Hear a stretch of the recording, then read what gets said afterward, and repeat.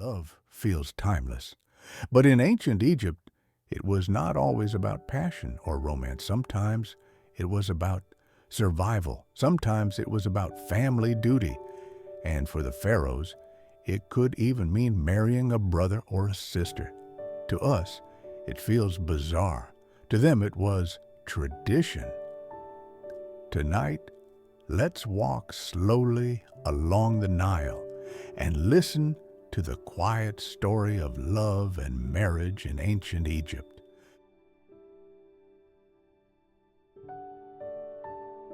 When we think of ancient Egypt, we imagine pyramids, golden tombs, and kings sitting on thrones. But the people who lived there were more than rulers and builders. They were families, they married, they raised children, they wrote love poems, and sometimes they ended their marriages. Their customs might feel strange to us today, but in their time, they made sense. Egyptians saw love as part of life's balance. To them, the world needed order. The Nile had to flood, the sun had to rise, the gods had to keep harmony in the heavens. Love and family were part of that same balance. A home with children, a farm that worked, and a couple who honored the gods helped keep the world steady. For ordinary people, marriage was usually practical. It was a partnership. A man and a woman joined together to share food, raise crops, and care for their children. Romance was not always the goal, but it could grow inside that partnership. In the royal family, things looked very different. Pharaohs often married their sisters or even daughters to keep power in the family. They believed royal blood had to remain pure. They pointed to the gods themselves. Isis and Osiris, brother and sister, were husband and wife in the myths. If the gods could do it, then so could the rulers of Egypt. Outside of palaces, life was calmer. Farmers and craftsmen married neighbors or friends. Families sometimes arranged matches, but sometimes couples chose for themselves. There were no big weddings. Often, marriage began when a woman simply moved to her husband's home. Neighbors saw it, and that was enough. Yet love was real, even if it was quiet. Egyptians wrote poems that survived on scraps of pottery and papyrus. Some are direct and tender. I am in love with her. She is the only one. There is no rival. Others used images of flowers, birds, and the Nile to describe the feeling of falling in love. Marriage also came with contracts. Papyrus documents listed property, wealth, and responsibilities. These contracts made sure that both husband and wife knew their rights. If the marriage ended, the contract guided the separation. And yes, divorce was possible. Women had more rights in Egypt than in many later societies. They could own land, run businesses, and even demand divorce if they wanted freedom. All of this makes Egyptian love both ordinary and strange. On one side, pharaohs marrying their sisters. On the other, farmers writing tender words on pottery. A land of golden thrones and quiet homes.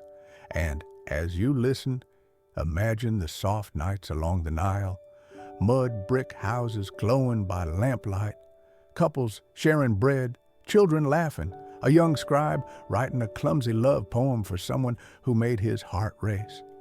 Love in ancient Egypt was not the same as ours, but in its own way, it was love all the same.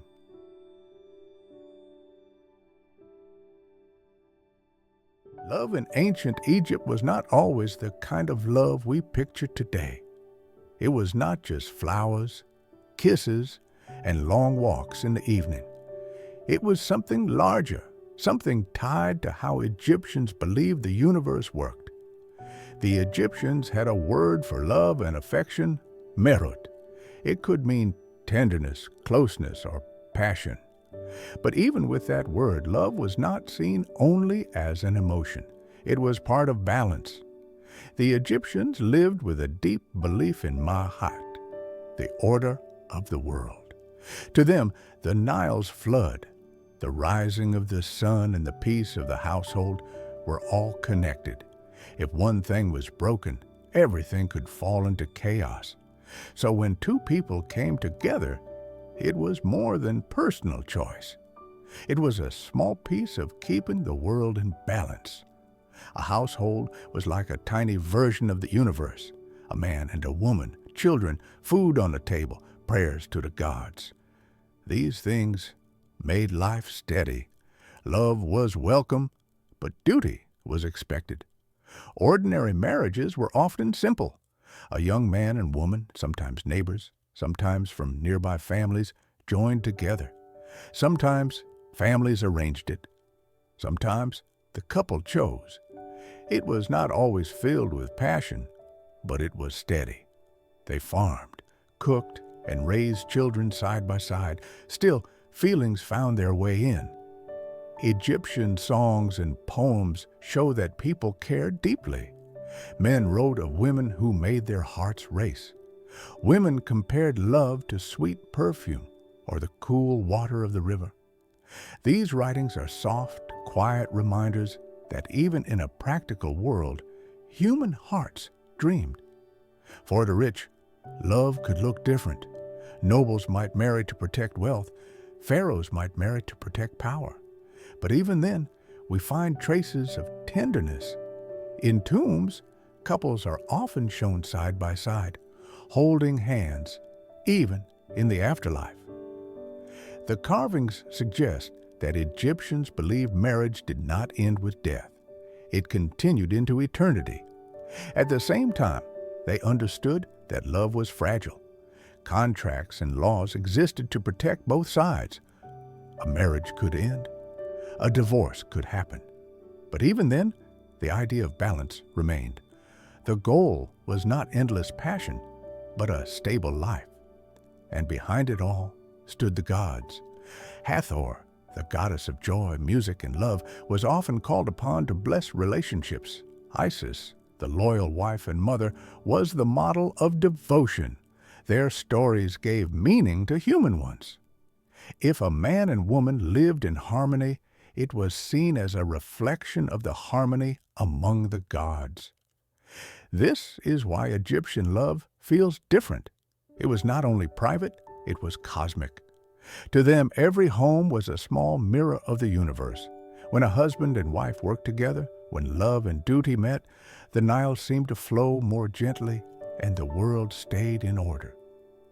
So, as you imagine Egypt under the stars, picture this. A quiet home near the river, a lamp glowing in the corner, a couple sharing food after a long day, and a sense that their love, however simple, was part of something far greater.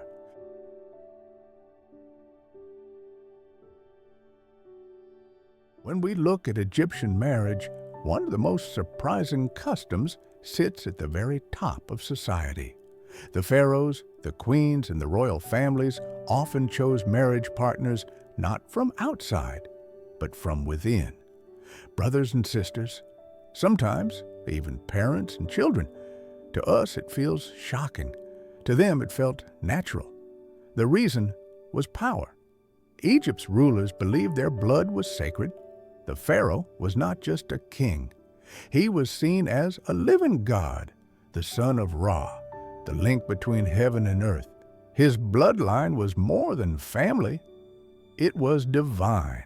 To share it with outsiders would risk losing that divine thread. So instead, the royal family looked inward. A sister might marry her brother, a niece might marry her uncle. The goal was not love, at least not in the romantic sense. It was to keep power inside the same circle, so no outsider could claim it. The gods themselves, Egyptians said, had done the same. Isis married her brother Osiris. That sacred story became the excuse and the example. The practice was most famous during the Ptolemaic dynasty. Cleopatra's family carried it on for generations. Brother after sister joined together in royal marriages. Their family trees were tangled, confusing, and filled with repeating names. It looks strange to us today, but to them, it was tradition. Even in earlier dynasties, sibling marriages happened. Pharaohs were expected to marry women of royal blood. Sometimes that meant sisters, sometimes daughters. To outsiders it looked bizarre, but to Egyptians it was part of keeping the throne untouched. This does not mean that every royal marriage was cold. Tomb paintings sometimes show kings and queens side by side, touching hands, even embracing. Some of them may have cared deeply for each other even within these unusual unions.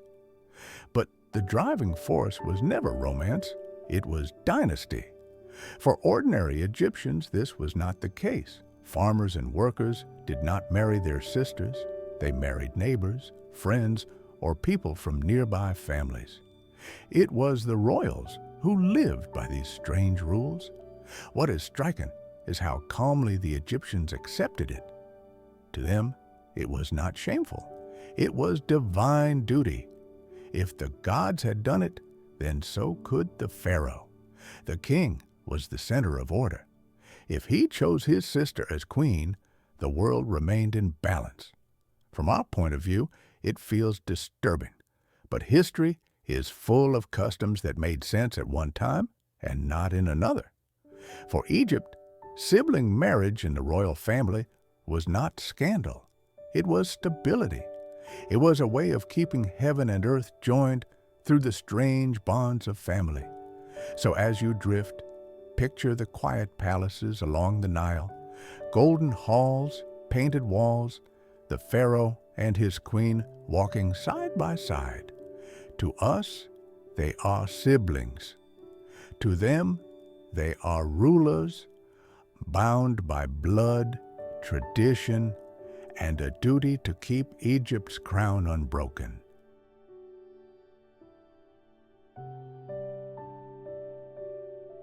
If you try to follow the royal family trees of ancient Egypt, you may quickly find yourself lost.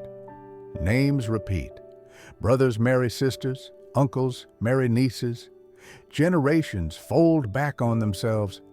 The lines are tangled, and they were meant to be.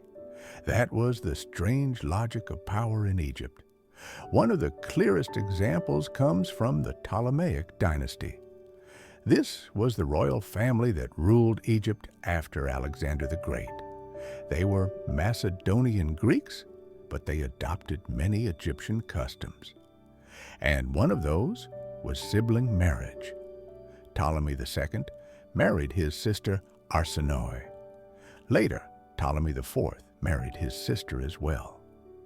By the time we reach Cleopatra VII, the famous Cleopatra, she too married her brothers, one after the other.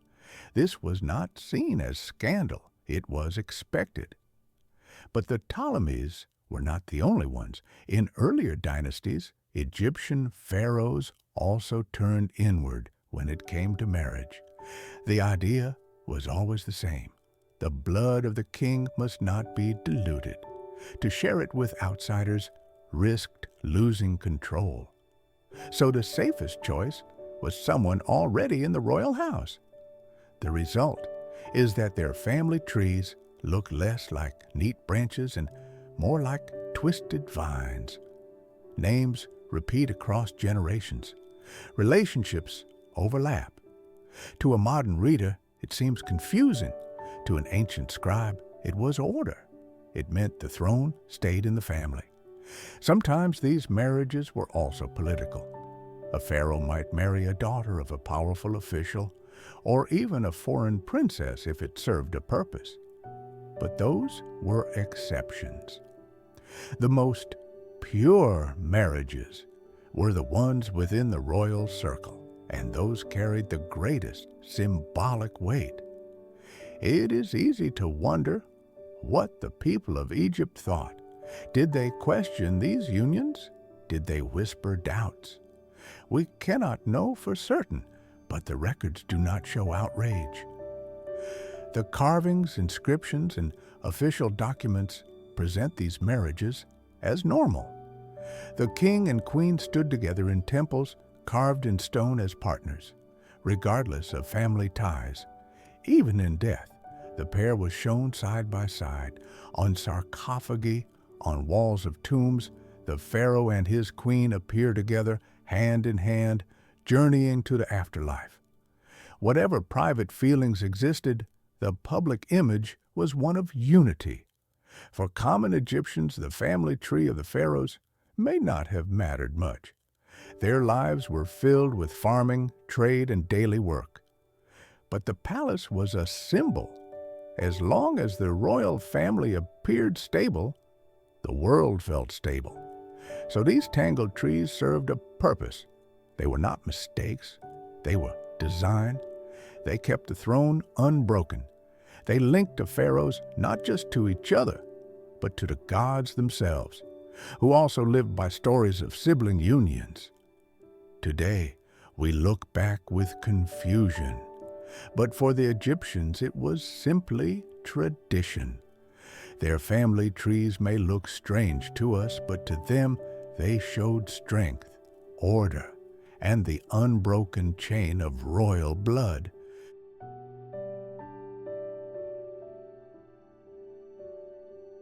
Not every marriage in Egypt was filled with tangled family trees and golden thrones. For most people, love and marriage looked far more ordinary. It was quieter, simpler, and often practical. A farmer by the Nile did not worry about dynasties. He worried about his crops, the flooding of the river, and feeding his household. For him, marriage meant partnership. A wife shared in the work, in the bread, in the care of children. Love might grow in time, but the foundation was practical need. A craftsman in the city thought the same way. His tools, his workshop, and his home needed support. A wife managed the house, bought food, and sometimes even helped with trade. Together, they kept life steady. In these small households, marriage was less about passion and more about survival. Still, affection was present. Even in these practical marriages, signs of tenderness appear. Archaeologists have found small notes and graffiti written by ordinary Egyptians. A husband might scratch his wife's name on a wall. A wife might leave a line of poetry. They were not grand, but they were real. Unlike the royal family, most Egyptians did not marry their siblings. They married within their village or their social group. A young man might marry a neighbor he grew up with. A young woman might be chosen through family arrangements.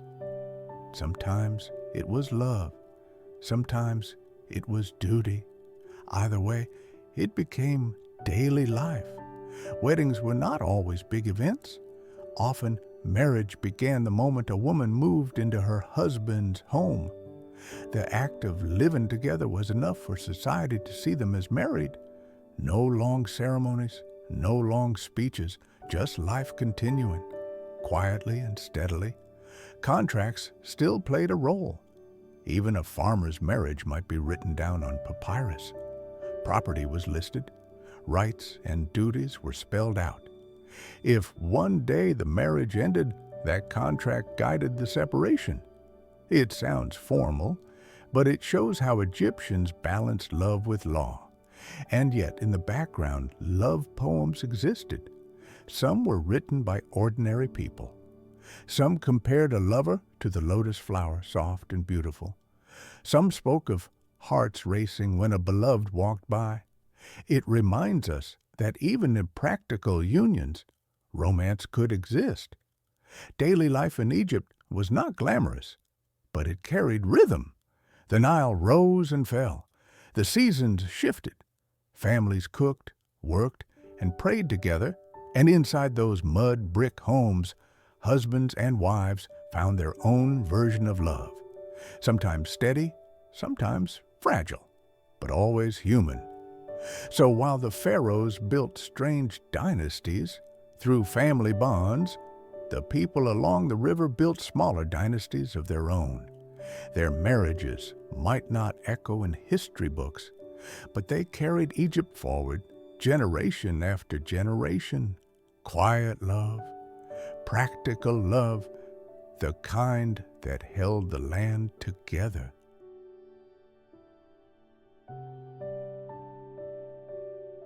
If you want to find the softest side of Egyptian love, you don't need to look at palaces or golden tombs. You can look at broken pottery. Shards of clay thrown away long ago sometimes carried words of affection. To us, they look like scraps. To the Egyptians, they were papyrus. Papyrus was expensive. Not everyone could afford it. But pottery was everywhere. Pots broke often, and the pieces became handy surfaces for writing. Scribes practiced letters on them. Shopkeepers noted accounts. And sometimes, lovers wrote poems. These love poems are simple, but they carry real feeling. One reads, "I am in love with her. She is the only one. There is no rival." Another speaks of longing, of waiting for the beloved to appear, of time moving slowly without them. The words are direct, almost plain, but they reveal hearts that felt just as we do today. The style is gentle. A lover might compare a woman to a lotus flower, fresh and delicate, or describe the sweetness of her voice, more pleasing than any music. Sometimes the images are playful. A woman's walk making men stumble, or her beauty compared to beer that leaves one dizzy. These were not grand epics. They were everyday love songs. What makes them touching is their survival. Written in ink on clay, they were not meant to last forever. They were quick notes, practice lines, maybe even private confessions. Yet somehow the desert preserved them. Thousands of years later, we can still read them. It is as if voices from another world are whispering to us across time. Not all the poems were from men. Some seem to carry the voice of women too. They speak of waiting, of desire, of the joy of seeing a beloved at the riverbank. They show us that women, like men, were free to express love in words, at least in poetry. These scraps remind us that love in Egypt was not only practical, it was not only about contracts and farming, it was also about hearts beating faster, waiting for someone special, and finding words to capture that feeling. So, as you drift, imagine a quiet scribe sitting with a piece of broken pottery. His hand moves slowly, scratching words for someone he cannot forget. He does not know his words will survive for thousands of years. He only knows that love made him write.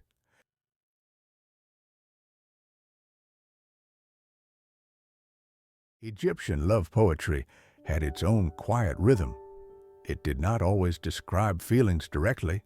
Instead, it used pictures, sounds, and symbols from daily life. Love was compared to flowers, to rivers, to the warmth of the sun. In this way, affection became part of the natural world. A woman might be called a lotus, soft and delicate, rising from the water. Her eyes could be compared to stars bright against the night. Her voice was described as sweeter than music, carrying more joy than the strumming of a harp. These images were not complex, but they carried weight. They connected human love to the rhythm of the Nile, to the cycles of nature, to the endless patterns of life. For men, the poems often spoke of longing.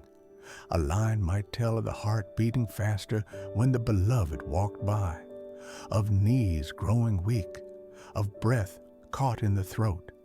The words are simple, yet they feel timeless.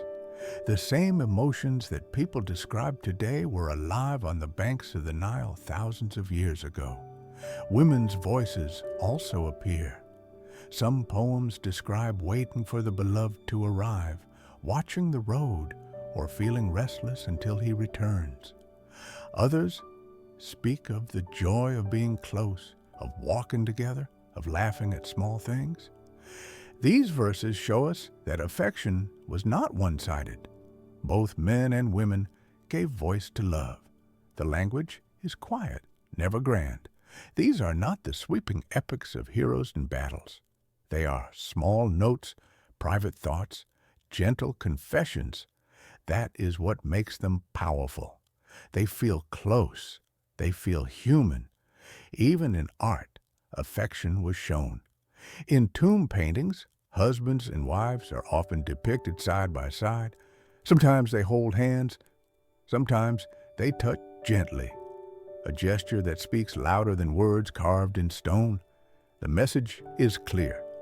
Love was part of life, and also part of eternity. When Egyptians spoke of love, they did not separate it from duty or from daily work. Love was woven into the same fabric as bread, water, and prayer. It was part of what made a household whole.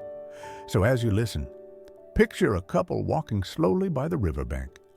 The sun sets behind them. A quiet breeze moves across the reeds. They speak softly, comparing each other to flowers, to rivers, to stars. Their language of affection is simple, but it carries all the weight of human feeling.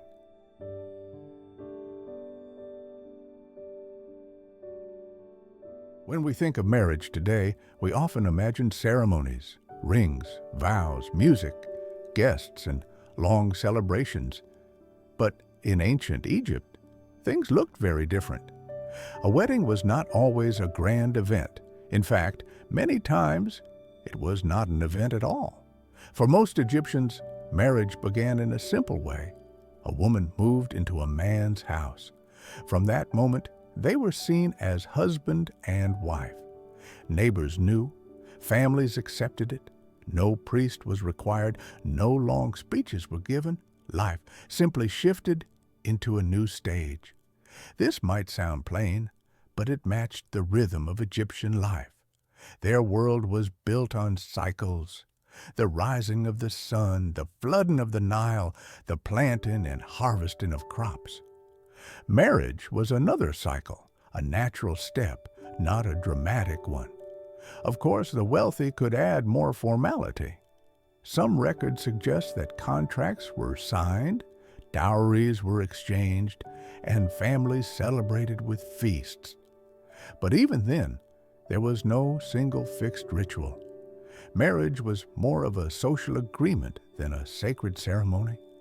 This does not mean it was unimportant. Moving into a new home meant joining a new household.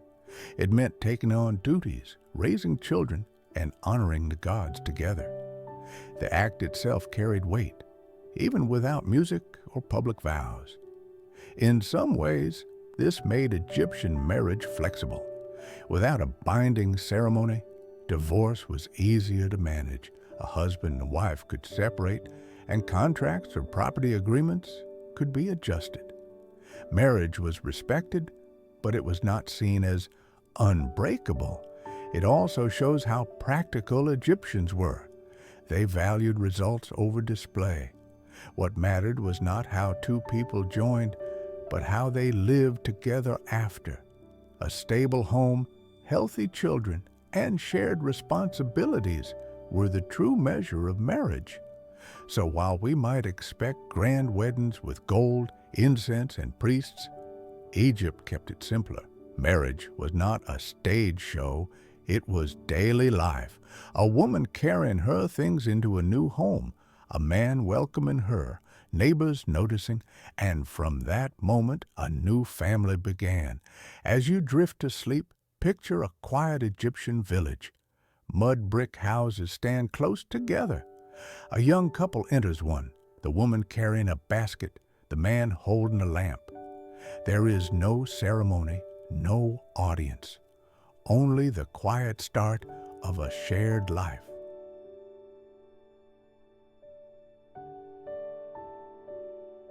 If there is one thing the Egyptians loved, it was writing things down. From prayers to tax records, from stories to laws, their world was full of ink and papyrus. Marriage was no different. Even when there was no big wedding ceremony, there was often a contract. These marriage contracts were practical documents. They listed property, duties, and promises. A husband might state what he brought into the household: land, livestock, or tools. A wife might record her dowry, clothing, jewelry, or money. Together, these items created the foundation of the new home. The contracts were not only about possessions, they also spoke of responsibilities. A husband agreed to support his wife with food, clothing, and shelter. A wife agreed to manage the household, care for children, and honor the family. The words were plain, but behind them was the balance of daily life. One reason for these contracts was protection. If a marriage ended, the agreement guided what happened next. Property could be divided. Children's rights could be secured. A wife would not be left without support, at least in theory. The document gave her a voice, written in black ink that could not be easily ignored. It is striking, how advanced this system was compared to many later cultures. In Greece or Rome, women often had little protection. In Egypt, they had legal standing. They could own land. They could inherit wealth. And in marriage, their rights were written down. The contracts also revealed a practical nature of Egyptian love. While poems and songs spoke of hearts and flowers, the contracts spoke of bread and grain. Love was nice, but stability was vital. A family could not survive on feelings alone. They needed rules, property, and clear expectations. Archaeologists have found these contracts in tombs and archives. Written on papyrus, rolled up and stored away, they look simple, but each one is a window into a household. They tell us who married whom, what they owned, and what they promised. Behind every contract was a family living its quiet life along the Nile. So while pharaohs carved their names in stone to last forever, ordinary Egyptians signed contracts in ink. Not as grand, but just as important. These fragile sheets carried the weight of homes, of marriages, of lives lived out in calm routines. As you listen, imagine a scribe sitting with a reed pen, carefully writing down the details of a new union. The ink dries on papyrus. A husband and wife sign their names or make their marks. Their marriage is not sealed with vows or rings, but with words on paper, fragile yet enduring.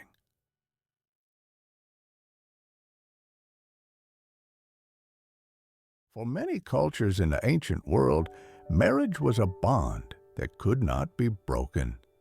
But in Egypt, things were different. Divorce was possible, and it was not as rare as we might think. The Egyptians saw marriage as a partnership, and like all partnerships, it could fail. A husband might grow tired of his wife. A wife might decide she no longer wished to stay. Sometimes families argued. Sometimes love faded. Whatever the reason, separation was allowed. Divorce was usually managed through contracts, just like marriage itself. The couple would agree on what belonged to each of them. Property was divided. Children's rights were considered. If the wife had brought a dowry into the marriage, she might take it back. If the husband had promised support, he might still be required to provide it. These details were written down by scribes, creating records that still survive today. What makes Egypt unusual is that women could begin the process. In many ancient societies, only men had that power. But in Egypt, women had stronger legal rights. They could own land, sign contracts, and appear in court. So if a wife wished to leave, she could sometimes do so, protected by the law. This does not mean divorce was easy. It carried shame, and it could damage reputations.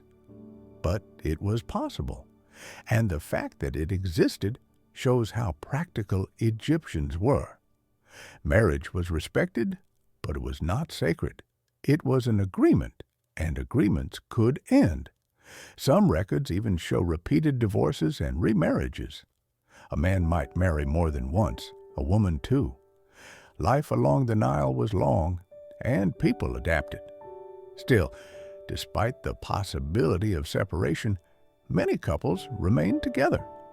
Tomb paintings often show husbands and wives side by side, suggesting bonds that lasted until death. Divorce was a choice, but not always the outcome. For us, these records feel strange. We think of the ancient world as rigid, with little freedom for women.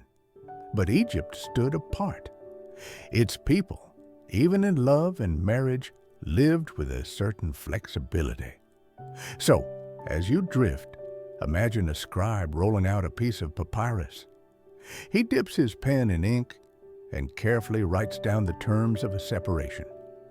Outside, the Nile flows quietly. Life continues. A marriage ends, but balance is restored.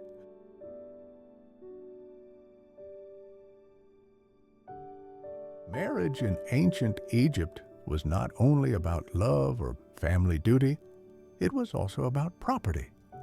Husbands and wives often shared ownership of land, houses, and even businesses.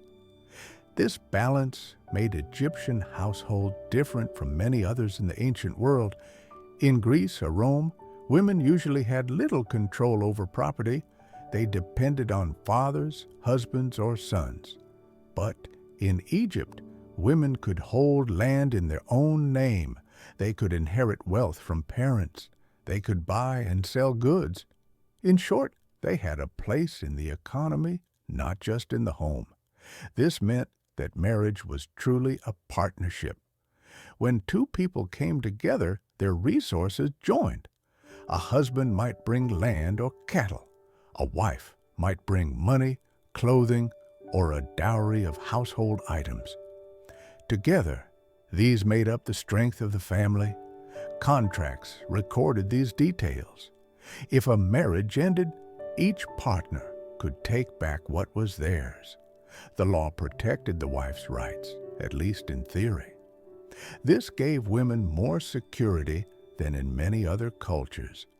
A woman could leave a marriage and still keep her share. Of course, the daily rhythm of marriage was about more than property. Couples worked side by side. They cooked, farmed, and raised children.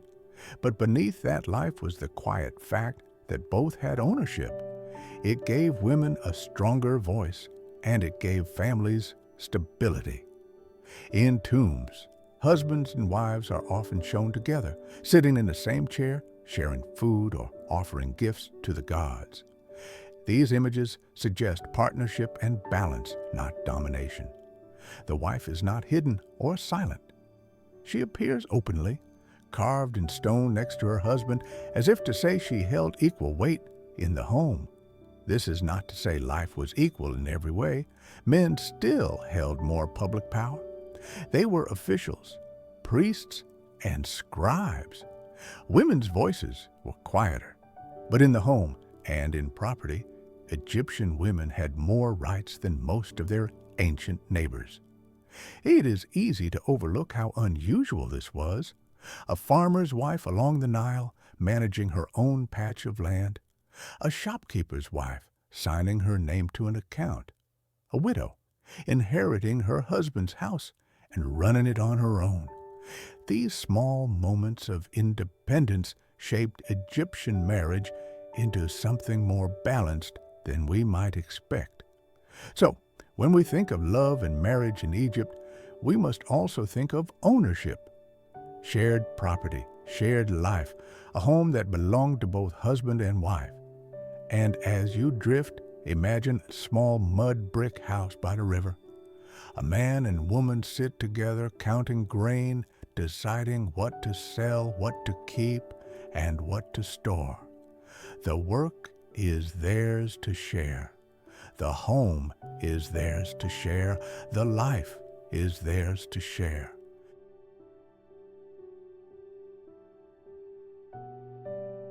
In Egypt, love and marriage were not only human matters, they were tied to the gods. Every household, every couple lived under the eyes of divine figures who shaped affection, fertility, and family. To the Egyptians, the gods were models for love and also protectors of it. One of the most important was Hathor. She was a goddess of love, joy, music, and beauty, often shown with a cow's horns and a sun disk, or simply as a beautiful woman. Hathor represented attraction and happiness. Couples prayed to her for affection and harmony. Musicians played songs in her honor. At festivals, she was called upon to bless fertility and the bonds between men and women. Isis was another powerful figure. She was not only a goddess of magic, but also the loyal wife of Osiris and the caring mother of Horus. Her story was one of devotion. When Osiris was murdered, Isis searched for him, reassembled his body, and brought him back to life. For Egyptians, she became the model of faithfulness and love that endured even past death. A wife's devotion to her husband could be compared to Isis's devotion to Osiris. Osiris himself symbolized fertility and rebirth. As the god of the afterlife, he also represented the hope that love and family ties could continue beyond the grave. Many tombs show husbands and wives together holding hands as if they would live as partners forever in the land of Osiris. There were other deities as well. Bes, the dwarf god with a fierce face, protected households, women in childbirth, and children. Though comical in appearance, he was beloved for guarding the intimate spaces of family life. Taweret, the hippo goddess, did the same, watching over mothers and infants. Together, these gods surrounded love and marriage with spiritual meaning. A couple did not only join for themselves, they joined under the care of Hathor, Isis, and the many protective deities who filled temples and homes. Love was not just an emotion, it was a sacred part of the balance between humans and gods. This connection gave marriage in Egypt both weight and comfort. When two people lived together, they could believe that divine forces supported them. When children were born, the gods watched over them, and when couples faced sorrow, they could pray for strength. So, as you listen, picture a quiet shrine lit by a single flame. A small statue of Hathor rests inside. A husband and wife bring bread and flowers as offerings. They whisper prayers, asking for joy in their home. Above them, the night sky glows with stars, while the Nile flows steadily by.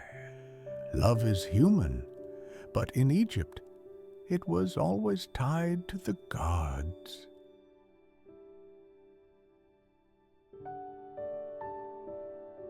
Every society has rules about love. In ancient Egypt, marriage was respected, loyalty was expected, and family stability was important. But just like anywhere else, not every heart followed the rules. Hidden within Egypt's quiet history are hints of forbidden loves, affairs, secret meetings, and romances that stepped outside what was allowed. The evidence is not always clear. Egyptians did not write down scandals in detail, yet small traces remain. Poems sometimes hint at longing for someone already taken. A man's words about a woman who is out of reach. A woman waiting for a lover she cannot have. These whispers suggest that even in a land of order, desire wandered.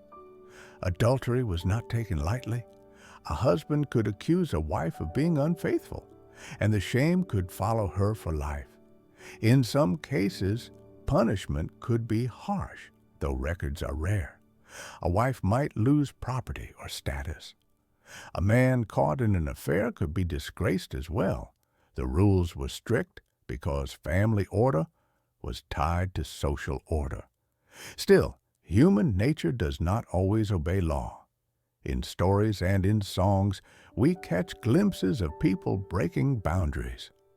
A stolen kiss, a secret visit at night. Feelings kept hidden, but powerful. These were not celebrated, but they existed. Class boundaries could also make love forbidden. An official's daughter might be expected to marry within her rank, not with a farmer.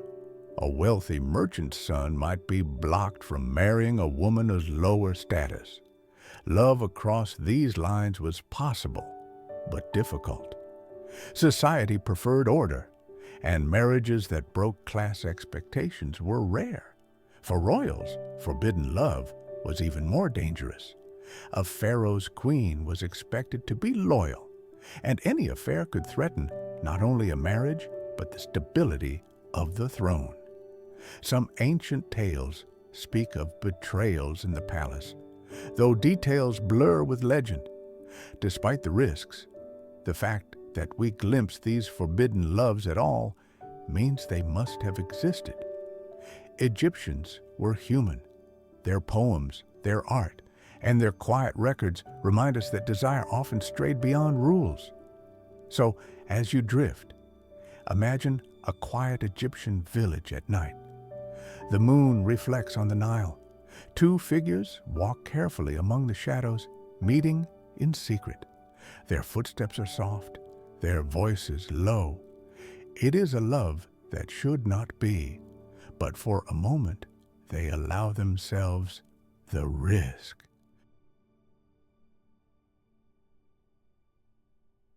Most of what we know about ancient Egypt comes not from stories passed down by word of mouth, but from what was written.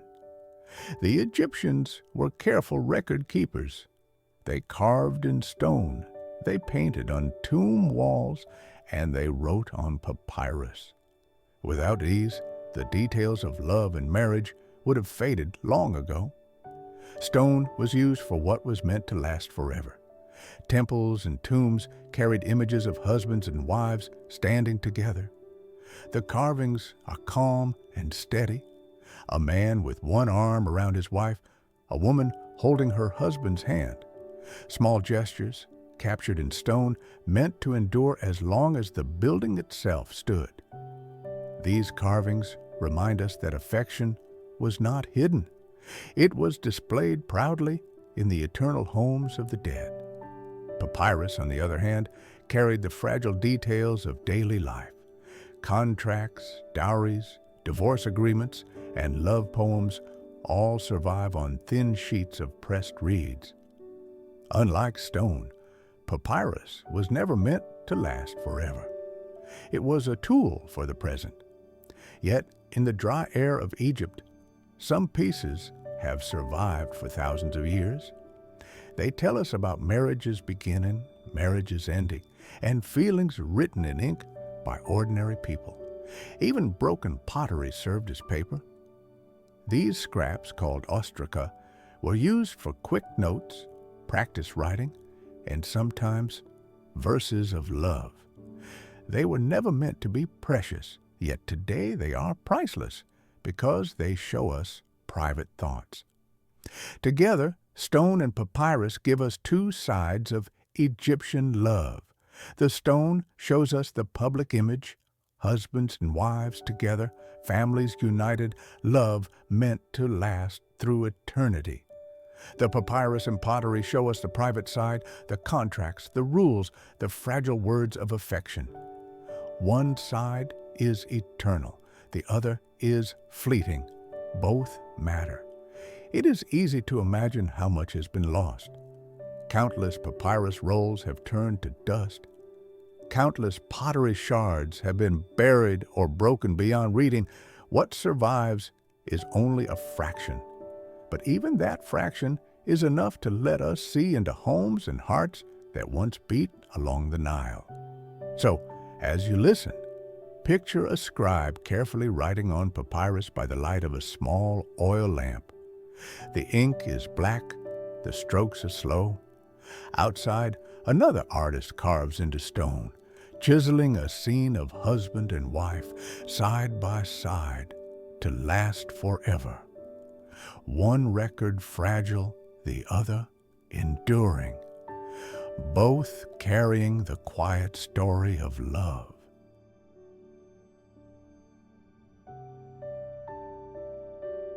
The story of love and marriage in ancient Egypt is a mix of the familiar and the strange. On one side, we see pharaohs marrying their sisters to guard the throne. On the other, we see farmers writing simple poems on broken pottery. Both belong to the same world, a world where love was shaped by duty, by property, by the gods, and by the rhythm of the Nile. Egyptian marriage was practical. It was about joining households, raising children, and managing land. It was recorded in contracts, signed in ink, and sometimes dissolved through divorce. It was a partnership, often more balanced than in many later cultures, because women had rights and property of their own. But marriage was also tender. Tomb carvings show couples holding hands side by side in life and death. Poems describe hearts racing, voices sweeter than music, and beauty compared to flowers and stars. These words are soft and human, reminding us that even in a land of great kings and vast monuments, people still dreamed of love. The gods surrounded it all. Hathor, Isis, Osiris, Bes, and Taweret filled homes with their presence, protecting families and blessing unions. Love was not seen as private, but as part of the balance between heaven and earth. A stable home meant a stable world. There were forbidden loves too, affairs whispered in poems, secret desires that broke the rules of society. These hints remind us that even in a culture of order, hearts could wander.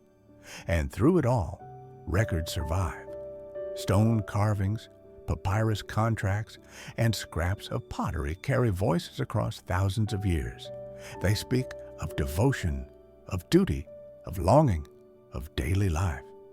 They remind us that Egyptians were not just builders of pyramids or worshipers of gods.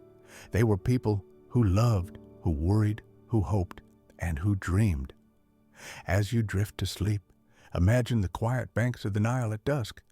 A couple sits together outside their home, watching the water flow. Children play nearby.